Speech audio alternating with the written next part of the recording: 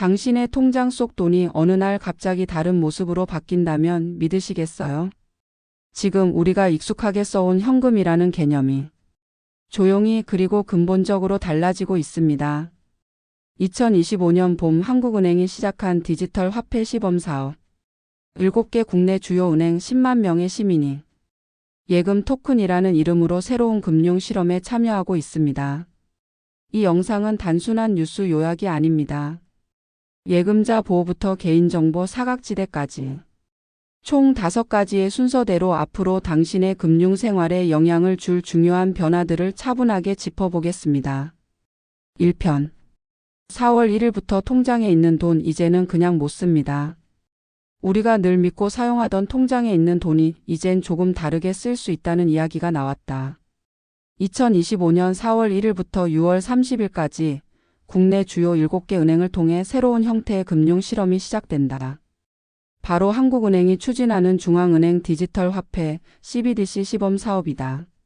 CBDC는 기존의 실물 화폐나 은행 계좌 기반의 디지털 금융이 아니라 국가가 직접 발행하는 새로운 형태의 디지털 화폐를 말한다. 이 프로젝트는 그 첫걸음으로 국민들이 실제로 사용할 수 있는 테스트 환경을 만드는 데 집중한다. 시중은행들이 참여하고 일정한 한도 안에서 실제 돈처럼 써볼 수 있는 체험 기회를 제공한다는 점에서 단순한 시뮬레이션이 아니라 실거래 실험이라 할 수 있다. 참여하는 은행은 총 7곳. 국민신한하나, 우리농협기업 그리고 부산은행이다. 대부분의 사람들이 최소 한 곳 이상은 계좌를 보유하고 있는 은행들이다. 이 은행들은 3월 25일부터 참여자를 모집했고 4월 1일부터는 디지털 지갑 개설과 함께 본격적인 실거래가 시작됐다. 핵심은 예금 토큰이다. 예금 토큰은 내가 보유하고 있는 일반 예금을 디지털 형태로 전환해 사용하는 것이다. 통장에 있는 현금을 ATM에서 꺼내거나 카드로 결제하는 기존 방식과 달리 은행 앱에서 전자 지갑을 개설한 후 거기에 돈을 토큰 형태로 넣는 식이다. 이 토큰은 QR코드를 이용해 실제 물건이나 서비스를 구매하는 데 사용할 수 있다. 이용 대상은 만 19세 이상의 대한민국 국민 중 해당 은행에 입출식 계좌를 보유한 사람이다. 참여 인원은 국민신한하나, 농협, 우리은행이 각각 1만 6천 명, 기업과 부산은행이 각각 8천 명으로 총 10만 명이다. 개인당 예금 토큰은 최대 100만 원까지 보유 가능하고 테스트 기간 중 총 500만 원까지 전환해 사용할 수 있다. 사용 가능한 매장은 제한적이지만 실생활에서 접할 수 있는 곳들이다. 오프라인에서는 교보문고, 하트렉스, 세븐일레븐, 이디야커피, 일부 농협 하나로마트 매장에서, 온라인에서는 일부 홈쇼핑과 배달 플랫폼 등에서 결제가 가능하다.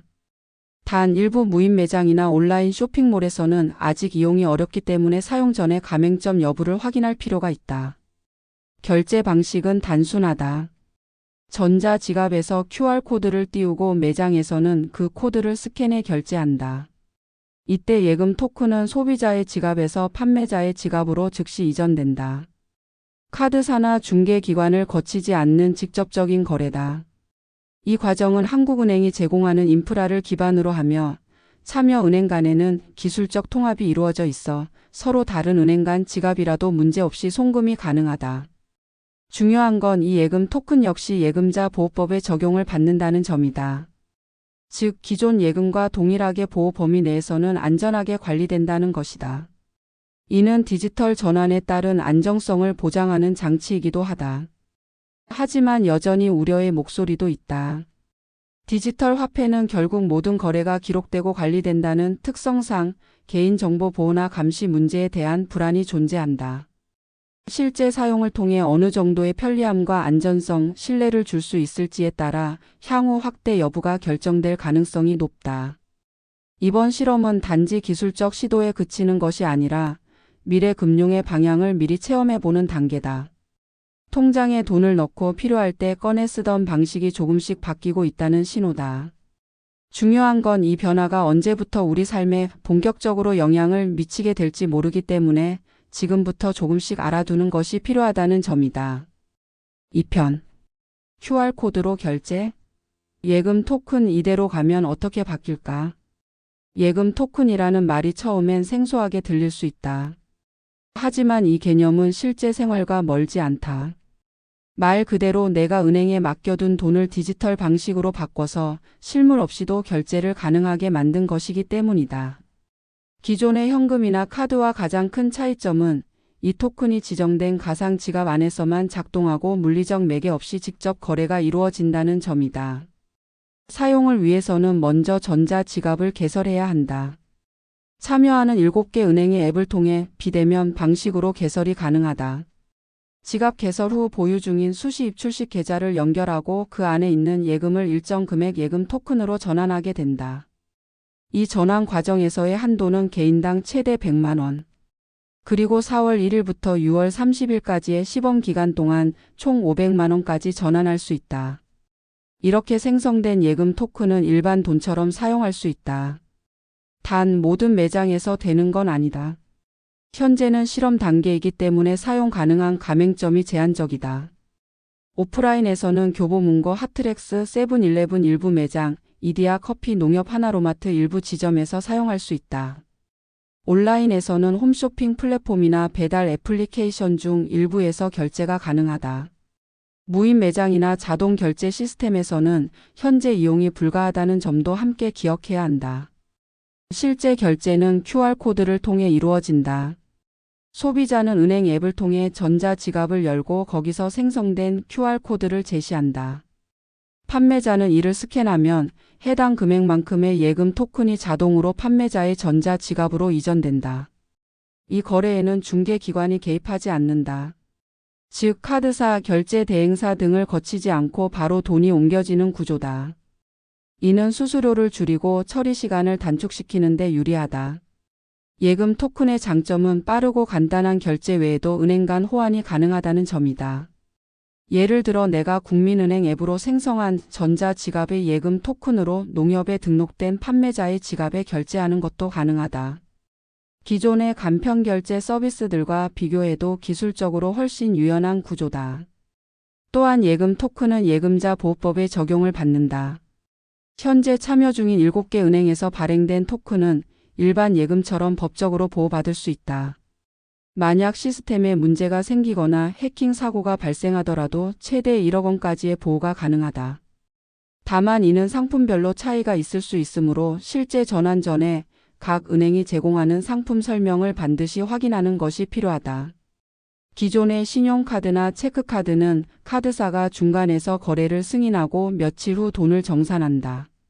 하지만 예금 토큰은 거래 즉시 계좌 잔액이 줄어들고 상대방의 지갑으로 토큰이 넘어간다. 거래는 실시간으로 이루어지고 영수증 역시 앱 안에서 바로 확인 가능하다. 이로 인해 부정 결제나 이중 결제 가능성은 줄어들지만 반대로 실수로 잘못 전송했을 경우에는 복구가 어려울 수 있다는 점도 주의해야 한다. 디지털 화폐 실험은 지금으로선 선택사항이다. 하지만 정부와 한국은행은 이 시스템이 성공적으로 안착될 경우 점차 확대해 나갈 계획이다. 그만큼 이번 시범 사업은 단순한 기술 검증이 아니라 금융 생태계 전반의 구조 변화를 예고하는 단계라 할 수 있다. 우리가 알고 있던 현금의 형태는 계속해서 달라지고 있다. 손에 잡히지 않는 돈, 눈에 보이지 않는 거래가 점점 보편화되는 시대. 예금 토큰은 그 흐름의 정중앙에 있는 기술이자 소비자로서 우리가 반드시 이해하고 적응해야 할 미래의 지갑이 될 가능성이 크다. 3편. 예금자 보호법 바뀐다. 5천에서 1억까지 진짜 보호받을 수 있을까? 디지털 화폐 실험이 본격화되면서 또 하나 주목받는 변화가 있다. 바로 예금자 보호법이다. 금융 상품에 돈을 맡길 때 누구나 마음속에 한 가지 질문을 갖는다. 혹시 은행이 망하면 내 돈은 어떻게 될까? 이 물음에 대한 답이 바로 예금자 보호 제도다. 최근 이 제도가 20년 만에 큰 변화를 맞았고 특히 디지털 화폐 시범 사업과 맞물리면서 관심이 더욱 높아지고 있다.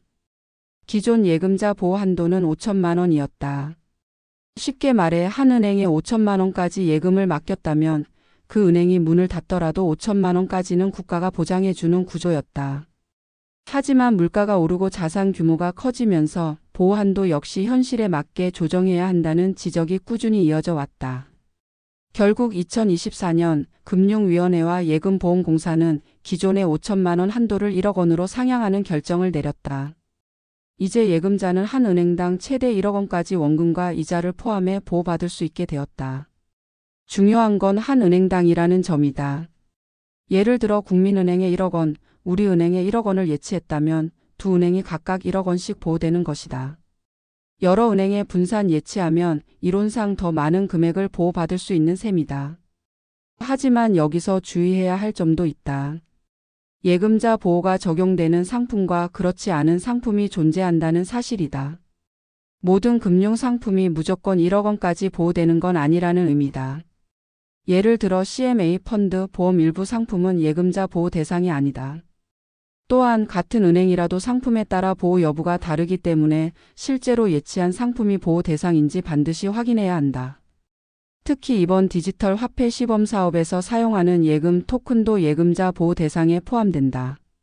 이는 한국은행이 주도하고 참여하는 7개 은행이 직접 발행하는 구조이기 때문에 기존 예금과 동일한 법적 보호를 받는다. 예금 토큰이란 생소한 개념이더라도 그 기반이 기존 예금인 만큼 보호 법령이 그대로 적용된다고 보면 된다. 하지만 예외도 존재한다. 대표적인 예가 청약통장이다. 청약통장은 주택도시기금에서 관리하는 상품으로 은행이 위탁 운영만 할 뿐 실제 자금은 정부 재원으로 운용된다. 따라서 예금자 보호법이 적용되지 않는다. 다만 국가가 관리하는 기금이기 때문에 안정성은 높다고 평가되지만 법적 보호 체계는 다르다는 점을 기억해야 한다. 또한 1억 원이라는 금액 한도는 원금과 이자를 포함한 금액이다. 예를 들어 정기예금에 9,800만 원을 맡기고 연 3% 이자를 받았다면 만기 시점에서 이자가 포함된 전체 금액이 1억 원을 초과하게 되고 초과분은 보호받지 못할 수 있다. 따라서 단순히 원금 기준으로만 계산하는 것은 위험할 수 있다. 이번 제도 개편은 예금자의 권리를 보다 두텁게 보호하기 위한 조치이지만 개인이 실제로 얼마까지 안전하게 관리할 수 있는지를 알기 위해서는 상품별, 은행별 특성을 정확히 이해해야 한다. 은행 창구나 앱에서 예금자 보호 대상 상품인지 확인할 수 있는 표기가 되어 있으니 상품 가입 시 반드시 확인하고 가입하는 습관이 중요해졌다. 결국 예금자 보호법의 핵심은 만일의 사태에 대비한 최후의 안전망이다. 우리가 돈을 맡기는 이유는 보관 이상의 신뢰 때문이다. 그 신뢰가 실제 위기 상황에서도 지켜지도록 제도는 계속해서 변화하고 있다. 예금자 보호 제도의 상향은 더 넓은 안정망을 만들기 위한 시도이며 동시에 금융 소비자로서 우리에게 필요한 건 내 돈이 어디에 어떻게 들어가 있는지를 정확히 알고 있는 태도다. 4편. 청약통장은 보호 안 된다. 우리가 놓친 금융 사각지대. 디지털 화폐 실험과 예금자 보호 제도 변화가 맞물리면서 많은 사람들이 자연스럽게 내 돈은 과연 안전한가라는 질문을 던지게 되었다. 그런데 여기서 대부분이 놓치고 있는 사각지대가 하나 있다. 바로 청약통장이다. 국민 대다수가 한 번쯤은 가입해봤고 주거를 준비하는 이들에게는 필수품처럼 여겨지던 그 통장. 그런데 알고 보면 이 통장은 예금자 보호법의 적용을 받지 않는다. 청약통장은 원래 주택청약종합저축, 청약예금, 청약부금 등 여러 종류로 나뉘어 있었지만 지금은 대부분 주택청약종합저축으로 통합되어 있다. 가입하면 아파트 청약 시 가점을 받을 수 있고 무주택자이거나 일정 소득 조건을 충족하면 당첨 확률도 높아지기 때문에 젊은 세대는 물론 은퇴 세대까지 폭넓게 보유하고 있는 상품이다. 하지만 많은 이들이 간과하고 있는 사실은 이 청약 통장이 은행 상품이지만 예금자 보호를 받지 않는다는 점이다. 이유는 간단하다. 이 상품은 겉으로 보기엔 시중은행을 통해 가입하고 관리하는 것처럼 보이지만 실제 자금은 주택도시기금이라는 국가기관이 관리한다. 즉 은행은 단순히 이 상품을 판매하고 있을 뿐 실제 운용과 관리의 책임은 정부에 있다. 예금자 보호법은 예금보험공사가 관리하는 범위 내에서만 적용되며 이는 민간 금융기관의 도산이나 위기 시 예금자를 보호하기 위한 장치다. 반면 청약통장은 해당되지 않는다. 만약 해당 기금에 심각한 문제가 생기더라도 법적 보호가 자동으로 따라오진 않는다. 물론 정부 기금인 만큼 안정성은 일반 은행보다 높다는 시각도 있지만 그건 신뢰의 문제지 법적 보호의 문제는 아니다. 실제로 많은 금융 소비자들이 은행을 통해 가입했으니 당연히 보호받겠지라고 오해한다. 하지만 이는 명백히 잘못된 정보다. 청약통장의 가입 안내서나 상품 설명서를 잘 살펴보면 예금자 보호법의 적용을 받지 않는다는 문구가 반드시 명시되어 있다. 문제는 이런 문구가 대부분 하단에 작게 기재돼 있어 눈에 띄지 않고 상담 시에도 별도로 안내되지 않는 경우가 많다는 점이다. 이러한 사각지대는 단순한 착오를 넘어 위기 상황에서 실질적 손해로 이어질 수 있다. 예를 들어 예치금이 수백만 원을 넘어가는 장기 청약통장을 보유한 사람이 예금자 보호 대상이 아니란 사실을 모른 채 방심하고 있다면 그 자금은 갑작스러운 정책 변경이나 기금 운영의 문제에 노출될 수 있다.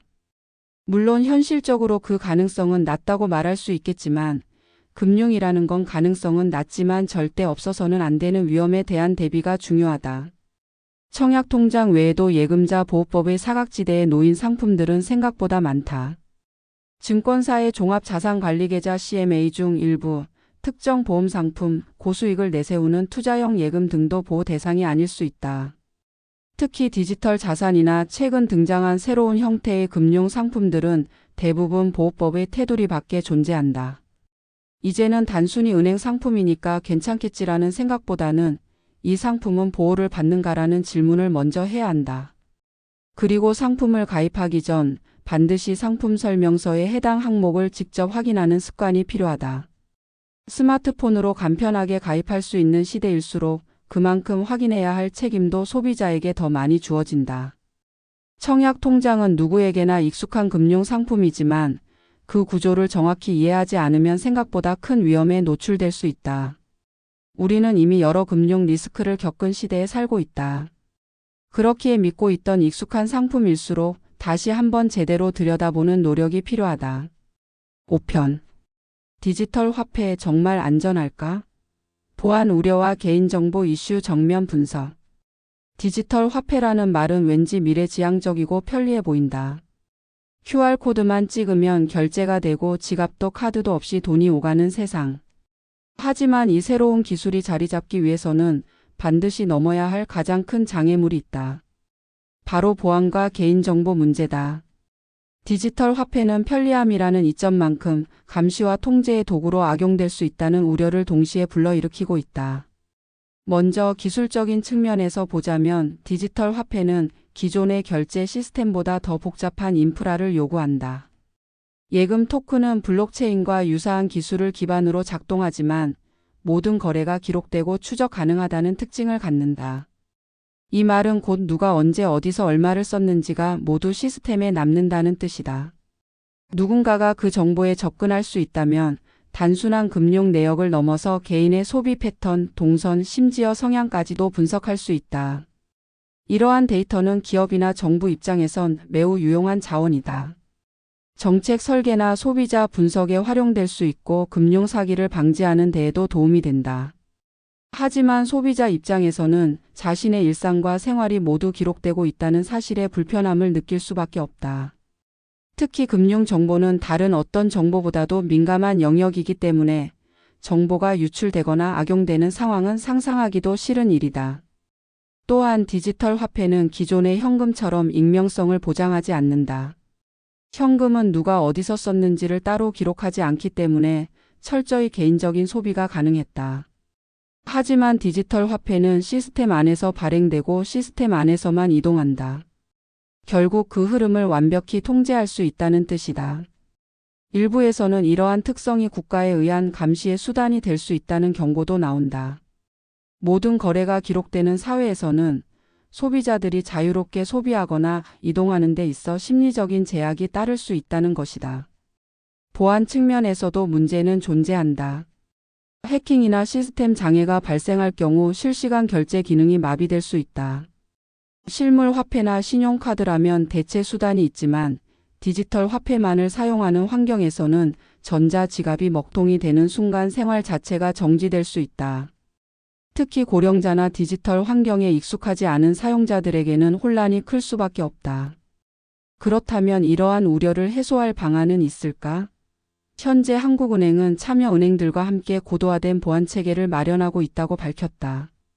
전자지갑과 거래 시스템은 각 은행이 별도로 관리하지만 중앙은행이 통합된 감시와 인증 시스템을 운영하게 된다. 또한 토큰 발행, 이체, 정산 등 모든 과정은 암호화된 데이터로 구성되어 외부 침입에 대비하고 있다. 하지만 기술적 방어만으로는 충분하지 않다. 가장 중요한 건 사용자에게 이해와 선택의 권한을 주는 것이다. 개인정보가 어떤 방식으로 수집되고 어디까지 활용되는지를 투명하게 공개해야 하며 사용자 스스로 일부 기능을 제한하거나 차단할 수 있는 옵션도 마련되어야 한다. 단순한 이용 동의가 아니라 세부 항목에 대한 관리 권한이 소비자에게 주어져야 한다는 것이다. 또한 정책 측면에서도 디지털 화폐의 활용 범위는 분명히 제한할 필요가 있다. 특정 목적 외에는 사용을 강제하지 않도록 하고 민감한 정보는 독립적인 기관의 감시와 승인을 거치도록 하는 제도적 장치가 필요하다. 기술이 아무리 좋아도 그 기술이 사람을 위하지 않는다면 결국 외면받게 될 것이다. 디지털 화폐는 분명 혁신이다. 그러나 그 혁신은 신뢰 위에 세워져야 한다.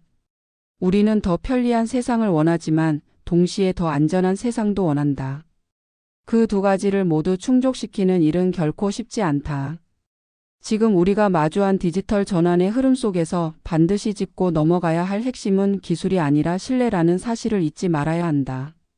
CBDC 실험이 남긴 질문들. 디지털 전환 시대, 내 돈은 어디에 있을까? 2025년 봄 한국은행이 본격적으로 시작한 디지털 화폐 시범 운영. 국민들은 이제 처음으로 현금 없는 결제를 국가 주도하에 체험하고 있다. 통장 속 돈은 더 이상 숫자에 머무르지 않고 예금 토큰이라는 이름으로 전자지갑 안에서 이동하며 소비되고 있다. 이 변화는 단지 금융 기술의 진화가 아니라 돈에 대한 우리의 인식 자체를 바꾸고 있는 시작점이다. 디지털 화폐는 분명 편리하다. 스마트폰 하나로 물건을 사고 수수료 없이 바로 송금하며 현금을 들고 다닐 필요도 없다. 그러나 이번 시범 사업을 통해 우리가 다시 묻게 된 질문은 단순히 편한가가 아니다. 더 근본적인 질문, 내 돈은 지금 어디에 있고 앞으로 어디로 갈 것인가에 대한 의문이다. 우리는 오랜 시간 동안 은행을 돈을 보관하는 곳으로 인식해왔다. 월급이 들어오고 필요한 만큼 인출하거나 이체하고 혹시 모를 위험에 대비해 저축을 해왔다. 그러나 디지털 화폐 시대에는 이 구조가 바뀌게 된다.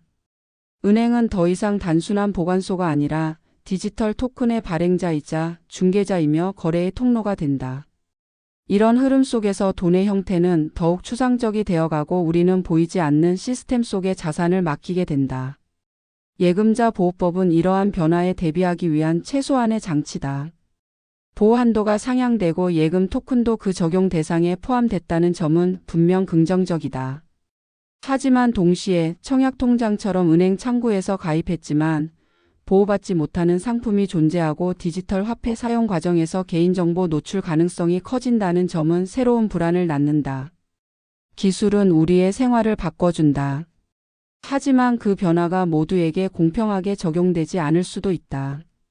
고령층이나 디지털 접근성이 떨어지는 사람들에게 전자지갑은 익숙하지 않은 도구일 수 있다. 또 한편으로는 이 새로운 결제 방식이 소비를 더욱 촉진시켜 무의식적인 지출로 이어질 위험도 있다. 돈이 점점 눈에 보이지 않게 되면서 우리는 돈을 쓰는 감각조차 무뎌질 수 있다. 더 큰 문제는 신뢰다. 중앙은행이라는 국가기관이 디지털 화폐를 발행한다 해도 모든 국민이 그 시스템을 무조건 신뢰할 수 있는 건 아니다. 만약 특정 계층만 디지털 화폐를 주로 사용하게 되고 그 안에서만 혜택과 할인이 주어진다면 오히려 새로운 금융 소외가 생길 수 있다. 디지털 금융의 확대는 소비의 혁신이자 동시에 분배의 문제이기도 하다. 이번 CBDC 시범 사업은 단순한 실험이 아니다. 디지털 전환 시대, 우리가 돈을 어떻게 보고 어떻게 써야 하는지를 묻는 일종의 사회적 질문이다. 익숙한 것을 놓고 새로운 것을 받아들일 때 우리는 언제나 불안하다. 하지만 동시에 그 변화가 잘 설계된다면 더 나은 미래로 나아갈 수도 있다. 중요한 건 우리가 기술에 휩쓸리지 않고 그것을 이해하며 선택할 수 있는 주체로 남아야 한다는 점이다. 결국 디지털 화폐란 돈이 눈앞에 없더라도 내 것이라는 믿음을 어떻게 지켜줄 수 있을지에 대한 실험이다. 앞으로도 우리는 더 많은 변화와 기술의 진보를 마주할 것이다. 그럴 때마다 묻자. 이 변화는 내 삶을 편하게 하는가? 내 권리를 안전하게 지켜주는가? 그리고 지금 내 돈은 어디에 있는가? 그 질문에 스스로 답할 수 있을 때 우리는 진짜 디지털 시대의 금융 소비자가 될 수 있다. 디지털이라는 이름 아래 돈은 이제 숫자를 넘어 흐름과 신뢰, 기록의 개념으로 다시 태어나고 있습니다. 하지만 기술이 아무리 앞서 있어도 그 기술이 내 삶을 이해하지 못한다면 진짜 진보라고 말할 수 있을까요? 우리는 더 편리한 세상을 원합니다. 그러나 동시에 더 안전하고 더 신뢰할 수 있는 세상도 원합니다. 디지털 화폐는 그 두 가지 질문 사이에 서 있는 실험입니다. 그리고 지금 우리는 그 실험의 한가운데에 서 있습니다. 앞으로도 중요한 변화가 있을 때 마음 다락은 그 의미를 함께 들여다보겠습니다. 감사합니다.